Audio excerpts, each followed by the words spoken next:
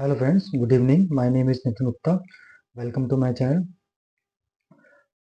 Friends, आज हम एक नए स्टॉक के बारे में बात नहीं करेंगे। आज हम एक पोर्टफोलियो कैसे बनाएं, पोर्टफोलियो स्टॉक ऐड कैसे करें, और बेसिकली ये आज का वीडियो उन लोगों के लिए जो एक स्टॉक मार्केट में अपना पोर्टफोलियो बनाना चाहते हैं और अभी वो नए हैं, वो नहीं पता कि पोर्टफोलियो कैसे बनाया जाए, किस तरह से मैनेज किया जाए, किस तरह के कितने स्टॉक हमें ऐड करने चाहिए पोर्टफोलियो के अंदर। तो ये आज का वीडियो उन लोगों के लिए है। तो फ्रेंड्स, मैंने जो पोर्टफोलियो मैं पहले अपने बारे में बता देता हूँ कि मैंने जब पोर्टफोलियो को बनाना स्टार्ट किया तो मुझे भी नहीं पता था कि उसमें कितने स्टॉक ऐड करने चाहिए, कितने स्टॉक एक स्टॉक में किस तरह से पैसे लगाने चाहिए, जब स्टॉक डाउन जाता है तो किस तरह से उसमें एवरेजिंग करनी चाहिए और किस तरह की स्ट्रेटजी को फॉलो करना चाहिए। तो पोर्टफोलियो बनाने के बेसिकली दो तरीके होते हैं। तो एक तो ये कि लमसम अमाउंट किसी के पास है तो उससे स्टार्ट किया जा सकता है, या फिर एक एक वो है कि हर महीने सैलरी आती है तो उसमें से कुछ पार्ट उसमें इन्वेस्ट किया जाए। ठीक है, तो लमसम में तो यही होता है कि अगर किसी के पास फॉर एग्जांपल 10 लाख रुपए हैं तो हम लोग उसको इक्वली जो भी स्टॉक हैं, जो भी स्टॉक हमने फाइंड आउट किए हुए हैं, 5 10 या जो भी हमारे पास है उनमें हम डिवाइड डिवाइड पैसे डिवाइड कर सकते हैं। ठीक है, और अगर हमारे पास लमसम अमाउंट नहीं है, हम अपनी सैलरी में से कुछ पार्ट इन्वेस्ट करना चाहते हैं, तो एक सैलरी का जो भी एक आप अमाउंट डिसाइड करें, या जैसे मैं करता हूँ, मैं अपना जो भी मेरे सैलरी है उसका मैं प्लस 20% अपने अकाउंट के अंदर डीमेट में डाल देता हूँ जब भी मेरे पास सैलरी आती है। और उसके बाद जब भी मुझे कोई अपॉर्चुनिटी मिलती है तो मैं उस अमाउंट को से वो ट्रेड कर लेता हूँ। तो एक ही तरीका है। ठीक है, बट अब बात ये आती है कि हमें कितने स्टॉक रखने चाहिए। बेसिकली जो मेरा मानना ये है कि कम से कम 25 स्टॉक हम लोग अपने पोर्टफोलियो में रख सकते हैं, ना इससे ज़्यादा ना इससे कम। 25 स्टॉक अगर हम अपने पोर्टफोलियो में रखते हैं तो हमारा एक स्टॉक में 4% अमाउंट लगा होता है। अगर आपके पास 1 लाख रुपए हैं तो हम अराउंड उसके एक स्टॉक के अंदर 4,000 रुपीज़ लगा सकते हैं, जिससे हम 25 स्टॉक ले सकते हैं। बट होता ये है कि अगर 1 लाख रुपए हमारे पास है भी तो 25 स्टॉक हो सकता है हमें एकदम ना मिले। तो हम क्या करते हैं कि फिर जैसे जैसे हमारे पास पैसे आते रहते हैं हम स्टॉक उसमें ऐड करते रहते हैं, और जो जो स्टॉक हमें अच्छे लगते रहते हैं अपने एनालिसिस के बेस पर हम उसको अपनी वॉच लिस्ट में शामिल करते रहते हैं। और जब भी हमारे फंड की अवेलेबिलिटी होती है हम उसको बाय कर देते हैं। अब इस प्रोसेस में अगर हम क्या करते हैं, लमसम की जगह हम सैलरी वाले पार्ट से जाते हैं तो हमें 1.5 से 2 साल लग जाते हैं। मुझे भी जो मेरा पोर्टफोलियो बनाने में इनिशियल टाइम में 1.5 से 2 साल का समय लगा था, क्योंकि मैं लमसम अमाउंट मेरे पास नहीं था। मैं जो भी मेरी सैलरी आती थी उसमें कुछ पार्ट अपने लिए ब्रोक अपने अकाउंट में डाल देता था, और फिर उससे जब भी अपॉर्चुनिटी अवेलेबल होती थी मैं उस पे उसको बाय कर लेता था।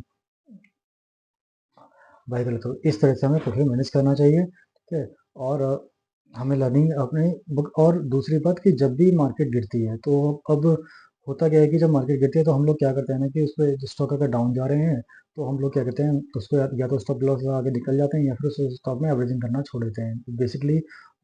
बेसिकली गलत तरीका है। तरीका ये होना चाहिए कि जब भी पहली बात तो हमें स्टॉक को ऐसा लेना ही नहीं चाहिए जिसमें हमारी कन्विक्शन ना हो। हमें अच्छे से एनालिसिस करके अच्छे से समझ के ही इस स्टॉक को बाय करना चाहिए, जिससे अगर वो स्टॉक गिर जाता है, क्योंकि हमारा इस पे कोई कंट्रोल नहीं है कि स्टॉक कितना गिरेगा। अगर मार्केट कंडीशन खराब है या किसी भी रीजन की वजह से, अगर क्वार्टर रिजल्ट खराब आ गए तो स्टॉक डाउन जा रहा है तो ऐसे में हम ना स्टॉक से हमें एग्जिट करना चाहिए। उस केस में तो ये होता है कि वो एक बाइंग अपॉर्चुनिटी क्रिएट हो जाती है। अगर कंपनी अच्छी है, आपकी कन्विक्शन अच्छी है, तो हम उस स्टॉक में अपने एड ऑन क्या कहते हैं और पैसे बढ़ा सकते हैं। तो इस तरह से हमें अपने पोर्टफोलियो को मैनेज करना चाहिए। ठीक है, और बेसिकली जो जिनकी एज बिलो 30 है, 25 ईयर्स के, उनको तो मैं बिल्कुल सजेशन करता हूँ कि आप क्या कहते हैं अपनी सैलरी का जो, क्योंकि उस टाइम पर हमारे एक्सपेंस कम होते हैं, आप जैसी सैलरी जो भी अमाउंट कमाते हैं उसका अमाउंट जैसी सैलरी है तुरंत अपने डीमेट अकाउंट पे डालिए, और अगर डालिए जिससे आप उसको पैसे का यूटिलाइज कर सकें, वो पैसा कहीं और वेस्ट ना हो। तो इस तरह से हम मैनेज अपने पोर्टफोलियो को मैनेज कर सकते हैं। और अब बात ये आती है कि हमें किस तरह के स्टॉक लेने चाहिए, कि लार्ज के लेने चाहिए या फिर लार्ज कैप में इन्वेस्ट करें, मिड कैप में इन्वेस्ट करें, स्मॉल कैप में इन्वेस्ट करें, पेनी स्टॉक में इन्वेस्ट करें, या फिर और अदर सेक्टर में इन्वेस्ट करें। तो अब होता है कि जिसकी जितनी रिस्क कैपेसिटी हो। अगर कोई क्या कहते हैं 15% के रिटर्न से खुश है, 15-20% के रिटर्न से खुश है, तो वो लार्ज कैप में जा सकता है, क्योंकि लार्ज कैप ना तो ज़्यादा गिरते हैं और ना ज़्यादा वो रिटर्न देते हैं। क्या वो एक तरह से सेफर साइड हम कह सकते हैं। जो मिड कैप है वो थोड़ा सा ज़्यादा रिटर्न दे देते हैं, वो 25-30% का रिटर्न रिटर्न दे देते हैं, और उतना ही वो जब मार्केट गिरती है थोड़ा बहुत उतना ही करेक्ट होता है। अब स्मॉल कैप में रिटर्न तो अच्छा मिलता है, वो हाई रिस्क स्टॉक होते हैं, ठीक है। अगर वो एक साल में डबल हो जाते हैं या 50-60% रिटर्न देते हैं, तो वो गिरते, जब मार्केट कंसोलिडेशन फेज में होती है या फिर बेयर फेज में होती है, तो वो गिरते भी उसी हिसाब से हैं। तो हम ये हमारी कन्विक्शन है कि हम अपने स्टॉक में जो जब रेड कंडीशन मार्केट कंडीशन खराब होती है तो रेड कितना देख सकते हैं। ऐसा ना हो कि मार्केट गई और 20-30% आपका पोर्टफोलियो डाउन हो गया, तो आपको नहीं यार ये मार्केट खराब है, ये स्टॉक खराब है, नहीं मुझे यहाँ से निकल देना है। फिर किसी ने आपको बोला कि यार क्यों नहीं कैसे स्टॉक में इन्वेस्ट कर दिया, देख मेरा पोर्टफोलियो बढ़ रहा है, तेरा देख क्या कहते हैं रेड है। तो उस केस में होना ये चाहिए कि जब उसको बोलो कि भाई मैंने मार्केट जो स्टॉक लिए है मैंने एनालिसिस करके लिया और कंपनी अच्छी है, और ये कंपनी का ये स्टॉक मार्केट का नेचर ही है। ऐसा नहीं हो सकता कि क्या कहते हैं कि हर स्टॉक एक सेम रिटर्न दे और हर स्टॉक क्या कहते हैं ग्रीन में ही रहे या फिर हर स्टॉक रेड में ही रहे, ठीक है। तो ये हमारी कन्विक्शन के बेस पर ही हमें ट्रेड करना चाहिए। बट स्टॉक कंपनी कोई सी भी हो, सेक्टर कोई सा भी हो, हमें प्रॉपर डाइवर्सिफाई होना चाहिए, और एक स्टॉक में ज़रूरत से ज़्यादा पैसा नहीं लगाना चाहिए। 4% का मतलब 4% ही होता है। हाँ, आप जब थोड़े से पुराने हो जाते हो तब थोड़ा बहुत रूल ब्रेक कर सकते हो, बट उसमें भी ऐसा नहीं है कि 4% से सीधा 10%, 12% नहीं, 1-2% हम ऊपर नीचे बढ़ा सकते हैं। या फिर वही स्टॉक को ज़रूरत से ज़्यादा गिर गया और में अच्छी खासी बजट अवेलेबल है, फंड बजट अवेलेबल है और फंडिंग में पैसा अवेलेबल है, तो हम इसमें 1-2% ऐड कर सकते हैं। और वैसे भी जैसे जैसे आपका पोर्टफोलियो बढ़ता जाएगा, आपका अमाउंट भी एक परसेंटेज में बढ़ता ही जाएगा।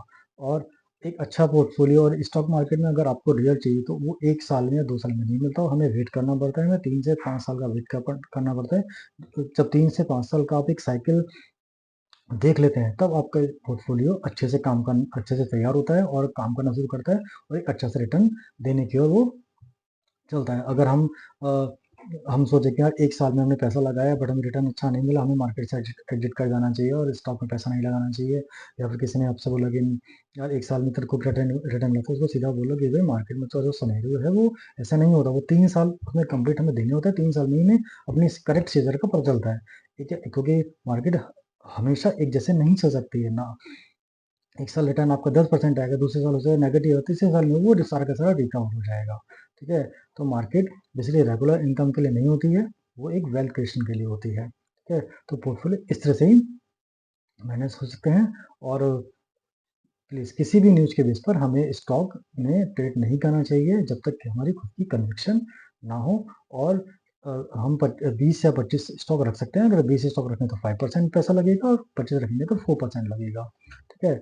इस तरह से हम अपने पोर्टफोलियो को मैनेज कर सकते हैं। अगर आपके किसी भी तरह के कोई क्वेश्चन है पोर्टफोलियो से रिलेटेड, तो आप मुझे मेरे कमेंट में पोस्ट कर सकते हैं, या फिर मैंने एक मेल आईडी दी हुई है अपनी डिस्क्रिप्शन के अंदर, nitinnivesak@gmail.com, उसमें आप मेरे को कांटेक्ट कर सकते हैं। मैं आपकी जो भी क्वेरी होगी उसको सॉल्व करने की कोशिश करूँगा। आज के लिए इतना ही। जय हिंद।